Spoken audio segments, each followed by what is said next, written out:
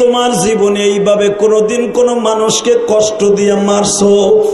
আজরাইল বলে, মৃত্যুর 40 দিন 1 বছর আগের থেকে মার শুরু করি, হাসপাতালের থেকে মারি, নাকের ভিতর দিয়ে নল ঢুকাইয়া মারি, পায়খানার রাস্তা দিয়ে কেটে ছেড়ে তারপরে মারা শুরু করি। 40 দিন, 1 সপ্তাহ, 1 ঘন্টা, 2 ঘন্টা, 5 ঘন্টা আগের থেকে আমি মার শুরু করি। মারতে মারতে মারতে মারতে নাকের সামনে দিয়ে জানটা লয়ে চলে যাই। আবার কারো কারো জানটা আমি কানের লতি দিয়ে লয়ে যাই, কারো জানটা আমি পায়ের বুড়ি আঙ্গুল দিয়ে লয়ে যাই। বাবা, আপনাদের জান কার কোন জায়গা দিয়ে নেবে আমি জানি না, তবে আমি দোয়া করে দিয়ে যাই সবার জানটা যেন আল্লাহ চোখের মাঝখান দিয়ে লয়ে যায়। কারণ আমার নবী জানটা জিবরাইল নিয়েছিলেন চোখের মাঝখান দিয়ে, 2 ভুরুর মাঝখান দিয়ে নিয়ে গেছিলেন। আমার নবী মৃত্যুর একমাত্র 1 ঘন্টা আগে বলছিল, আজরাইল রে,